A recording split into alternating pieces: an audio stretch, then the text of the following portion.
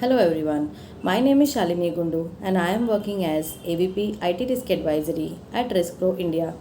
Today I am going to cover another topic from SOC audits, which is types of SOC reports.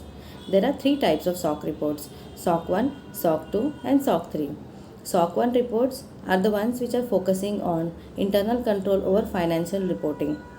Organizations which provide financial services like payroll processing, credit card transaction processing, or invoice processing.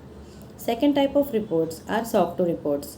These majorly focus on five trust service principles, which are security, confidentiality, availability, processing integrity, and privacy. Organizations which provide third party services like data center services or software development services or IT services.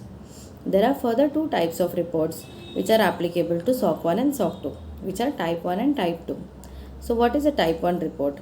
Type 1 report is basically an audit that is conducted as on a particular date and majorly focusing on the suitability of design of controls, which is in terms of policies and procedures, whether these are reviewed, approved by the management and communicated to the entire organization. The second type of report is Type 2 reports. Type 2 reports, unlike Type 1, they majorly focus on the operating effectiveness of the controls along with the design effectiveness. So this is done with the help of sampling and testing, and various techniques are used for confirming the operative effectiveness of the controls over a particular period of time, which is also known as audit period. This is confirmed by the service organization before conducting the Type 2 audits. So there are majorly two types of SOC reports for SOC 1, which is SOC 1 Type 1 and SOC 1 Type 2. And similarly for SOC 2 as well, there are two types, which are SOC 1, SOC 2 Type 1 and SOC 2 Type 2. Now let me talk about SOC 3 reports.